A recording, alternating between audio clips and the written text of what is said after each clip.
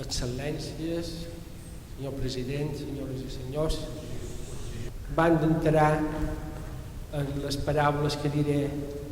Jo vull agrair molt cordialment al CPL que m'ha nomenat avui a hora baixa un membre seu. Molt agraït. Penso en mossèn Pere Llebrés, que va col·laborar llargament amb el CPL, i penso en tots els liturgistes de Mallorca que s'han dedicat també a la tasca de la liturgia. Y ahora el discurso oficial.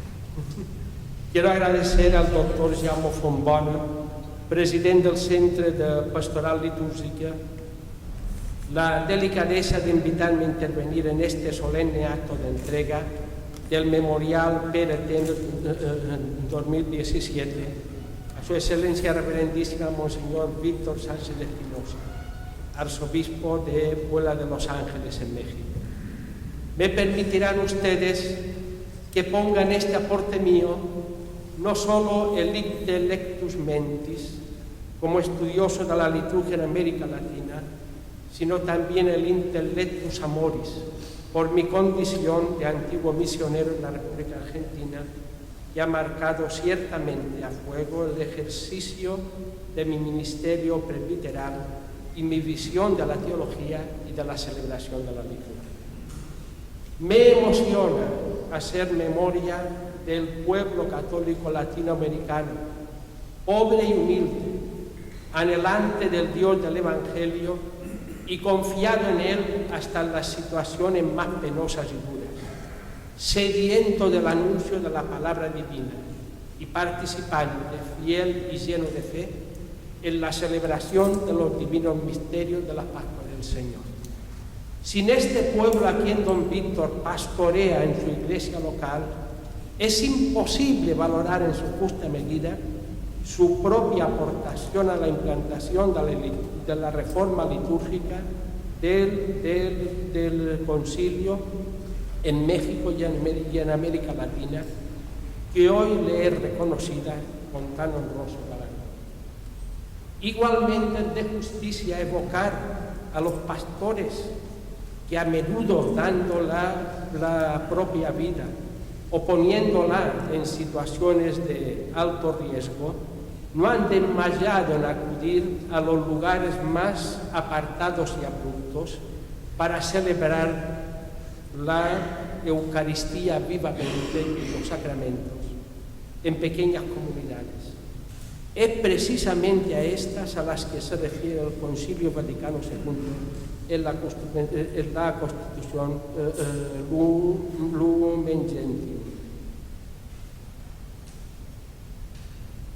En toda celebración, reunida la comunidad bajo el ministerio sagrado del obispo, se manifiesta el símbolo de aquella caridad y unidad del cuerpo místico de Cristo, sin la cual no puede haber salvación. En estas comunidades, por más que sean con frecuencia pequeñas y pobres, o vivan en la dispersión, Cristo está presente, el cual con su poder da unidad a la Iglesia, una católica y apostólica, porque la participación del cuerpo y sangre de Cristo no hace otra cosa sino que pasemos a ser aquello que recibimos.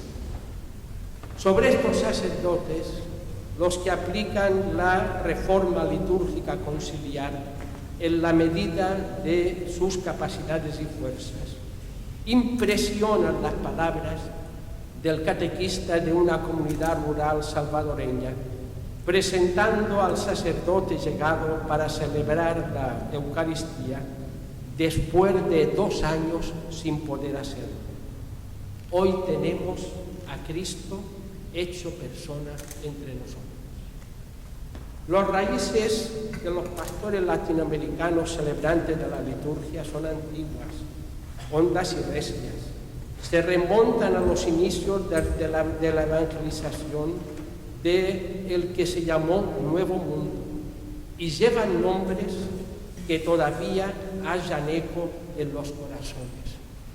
Santo Toribio de Mogrovejo, Fray Bartolomé de las Casas, Fray Toribio de Benavente Motolinia, Antonio de Montesinos, Alonso de la Peña, Juan de Zumárraga y toda una nube de testigos que llega hasta nuestros días. Por ejemplo, en la figura del beato Monseñor Óscar Arnulfo Romero, martirizado en el momento de presentar los dones eucarísticos. No podemos olvidar los concilios plenarios de la época virreinal, ni por supuesto las conferencias generales del CELAM y su departamento de liturgia. Existe pues un auténtico magisterio y unos preclaros santos padres latinoamericanos en referencia a la liturgia que es preciso rescatar del olvido. Claro está, el olvido a la Virgen de Guadalupe y a San Juan Diego. A la una como inspiradora de la fe reunido en la asamblea litúrgica y al otro como participante activo en la celebración, en la medida que lo permitía la liturgia de aquel entonces. De otra manera no hubiera alcanzado la santidad. No era suficiente con las apariciones, gracias a Dios. El Centre de Pastoral Litúrgica y el Institut Superior de Liturgia de Barcelona han colaborado también desde la fundación de ambos en la recta pastoral litúrgica, con publicaciones reconocidas en todo el continente americano y en la formación de liturgistas competentes al servicio del pueblo de Dios. Dicho sea esto en homenaje a sus fundadores, el último de los cuales, Monseñor Dr. Pérez Fermés, ha fallecido recientemente.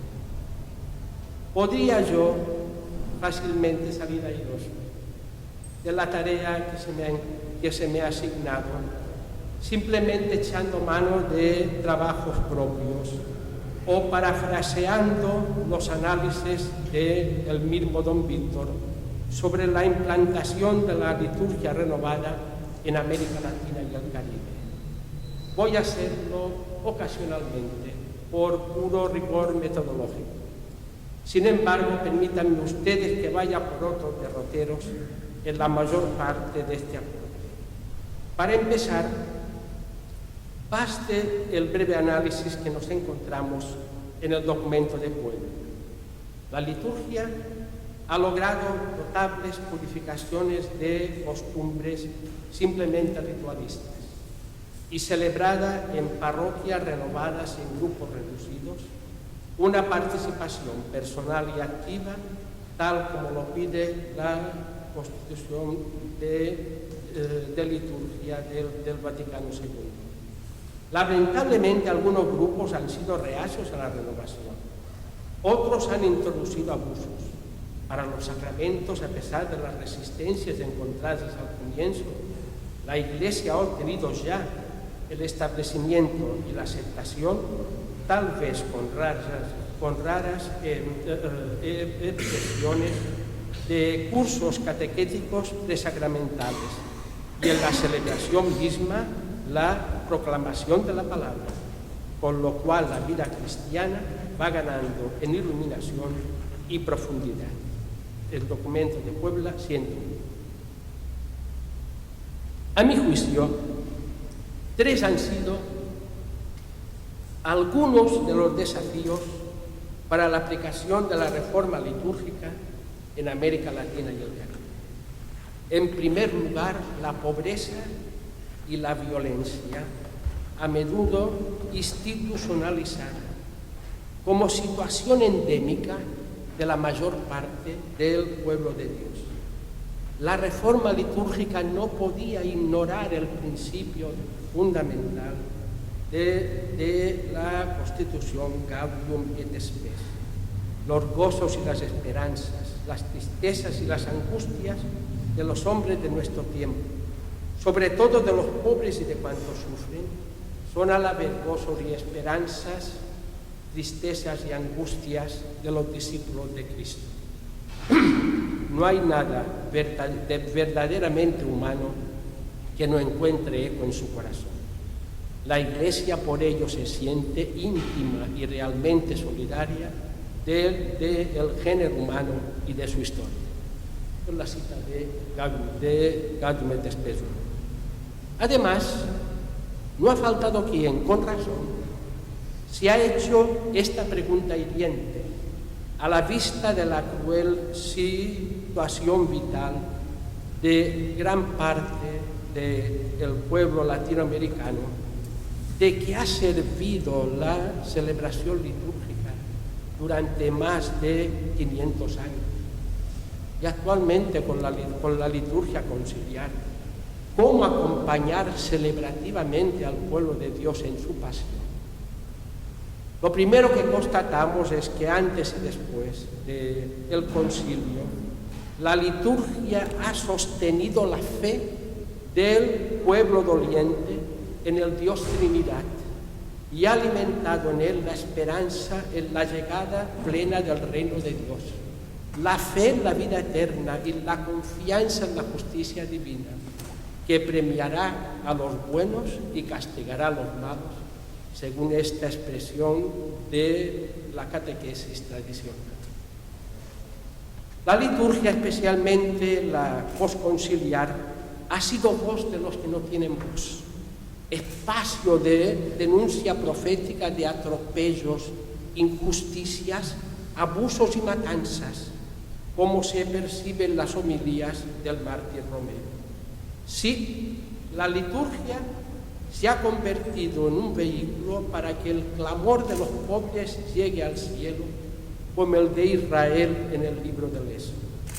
Por añadidura, gracias a la celebración sacramental, el pueblo latinoamericano se ha dado cuenta de su condición de pueblo de Dios, revestido por él mismo de dignidad y no una simple realidad sociológica. De esta manera, la liturgia ha despertado en los cristianos la conciencia de pertenecer al cuerpo de Cristo, peregrinante en la historia, y ha desvelado la mentira de quienes pretendían atribuir a la voluntad divina la injusticia y la opresión de los pobres, y la falacia de los que esperaban alcanzar no más una liberación puramente política o socioeconómica.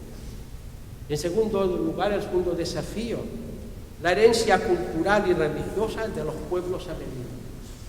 Siguiendo la dinámica del principio de encarnación, la liturgia ha procurado tomar el color de la tierra, anunciando al Dios de Jesucristo, que no exige sangre humana para fecundar la tierra, ni ritos expiatorios para librar de calamidades divinas, sino la entrega de la propia vida y el seguimiento del Señor en un culto en espíritu y verdad.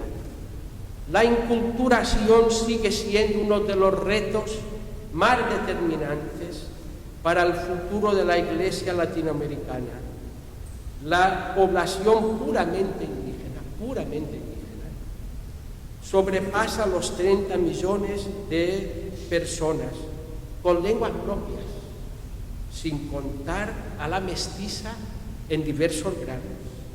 La liturgia romana ha demostrado sobradamente su capacidad, única entre las liturgias cristianas, de adaptarse a todas las culturas. Cierto que se requiere cautela, un análisis profundo de las religiones ancestrales aún vivas y un atinado sentido evangélico para descubrir las semilla verde plantadas en las culturas precolombinas, aún vivas. Pero es preciso también tener coraje evangélico y aprender las lecciones de la historia, como tener en cuenta que la actual liturgia romana es el resultado todavía de la inculturación de la liturgia romana oscura en el imperio franco-germánico. Claro, ya no nos damos cuenta, pasaron tantos siglos, pero los liturgistas carolingios nos muestran un patrón y un estilo de diálogo entre fe, cultura y liturgia que a su modo nos ofrece pistas metodológicas y de reflexión. Tercer desafío, la apostasía de una porción significativa del pueblo latinoamericano en favor del creciente secularismo y de las sectas evangélicas anticatólicas, robustamente apoyadas por el protestantismo de Estados Unidos ligado al capitalismo salvaje. No estamos hablando solo de evitar el proselitismo que el Papa Francisco ha condenado recién rotundamente, ni de dar pasos atrás en el diálogo ecuménico, jamás. Se trata de conservar el anhelo de trascendencia para no dejar sin esperanza a los pobres, de salvar la integridad de la fe verdadera y de impulsar el anuncio completo de la salvación en Jesucristo a través de la celebración litúrgica, protegiendo al pueblo cristiano de la manipulación y el engaño, aprovechando sus debilidades y necesidades. La liturgia es un testimonio, un querigma expresado en símbolos que debe atraer a la humanidad hacia el misterio de amor y belleza del Dios Trino. Frente a esta realidad, quisiera subrayar 3 valores y fortalezas que han propiciado la renovación litúrgica. En primer lugar, la viva conciencia religiosa de la generalidad del pueblo latinoamericano. No consiste únicamente en un cierto sentido de trascendencia, sino de sentir la presencia y vivir la relación personal con el Dios de Jesucristo. En esta celebración, sin esta fe, disculpen, no hay celebración fructuosa de la liturgia ni verdadera participación activa en ella. Dicha fe se ha expresado frecuentemente en la religiosidad popular y a veces en formas que sorprenden a los extraños, especialmente la confianza en Nuestra Señora y el culto a los santos. En relación con la liturgia, esta viva conciencia religiosa engendra sentido de la gratuidad, capacidad de apertura a lo sagrado y a lo sobrenatural, sensibilidad simbólica y capacidad de sorpresa. En segundo lugar, el segundo valor o fortaleza, la lectura de la palabra de Dios en las comunidades populares, uno de los frutos más copiosos del retorno de la palabra de Dios a los laicos, alentada por la Constitución de Ibero. De esta manera, en América Latina han confluido y se han complementado la promoción bíblica y la renovación litúrgica, haciendo que a la palabra que el pueblo escucha proclamar en la liturgia, luego se la medite y se rece individualmente o en grupo. En consecuencia, nos encontramos, como diría el padre Ranner, con un pueblo oyente de la palabra, abierto y sensible a Dios, que le habla también a través de los signos de los tiempos. Finalmente, el empeño en la formación litúrgica de sacerdotes, los fieles y los agentes de pastoral, ya iniciada con la extensión del movimiento litúrgico en América Latina a principios del siglo XX. El estudio litúrgico en el continente iberoamericano ha sido generalmente llevado a cabo por las asociaciones de liturgistas de cada país, como la Sociedad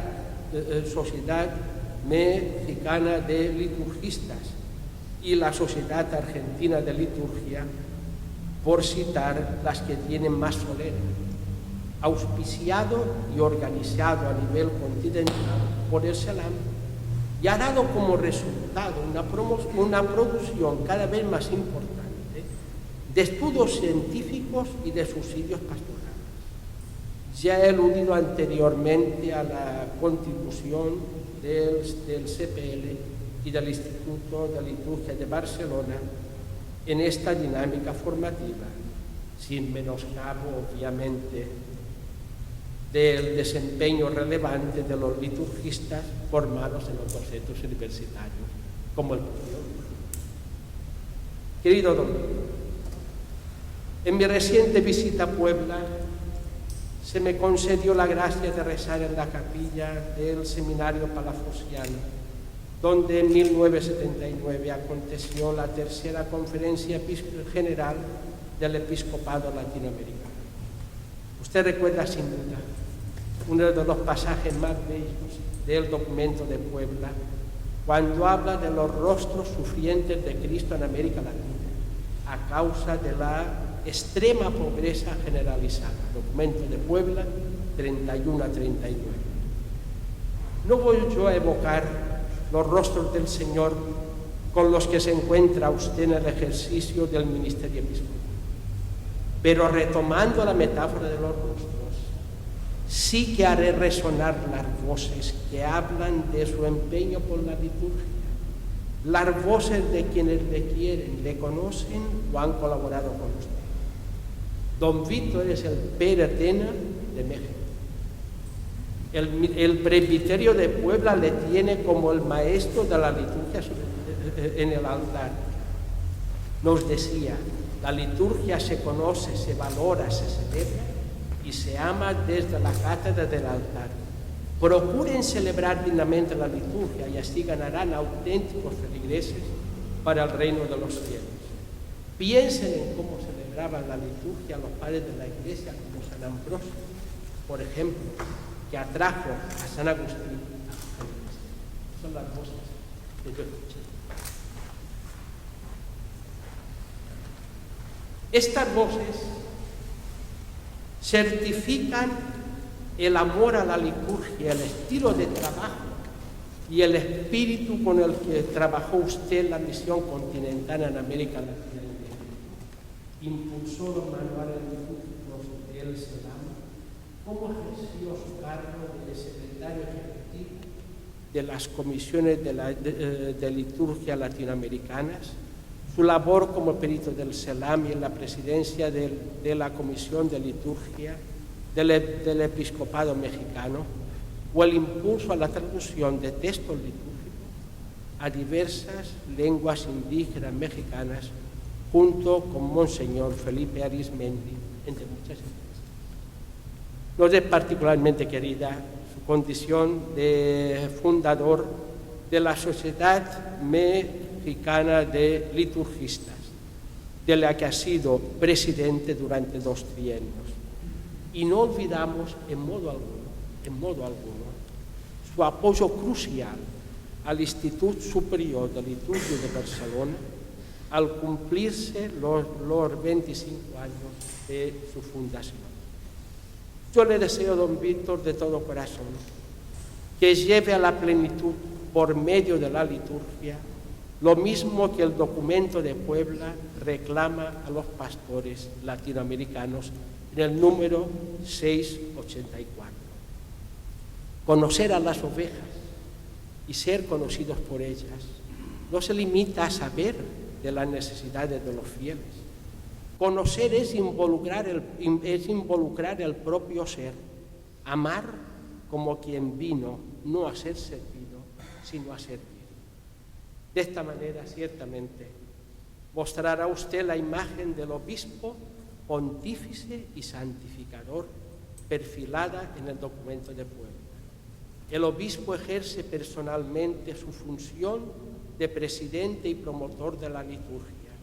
Apoyado en su propio testimonio, promueve la santidad de todos los fieles como primer medio de evangelización. Busca en la gracia propia del sacramento del orden el fundamento para un constante cultivo de la vida espiritual y en el amor personal a Cristo impulse su amor a la Iglesia y su entrega al pastoreo generoso de las ovejas. Se ocupa de la vida espiritual de sus presbíteros y religiosos. Hace de su vida gozosa, austera, sencilla y lo más cercana posible de su pueblo un testimonio de Cristo Pastor y un medio de diálogo con todos los hombres. Que en virtud de la comunión de los santos le ayude a ello su hermano en el episcopado, Monseñor Dr. Pérez Tena, a cuyo nombre se asocia esta tarde el suyo propio.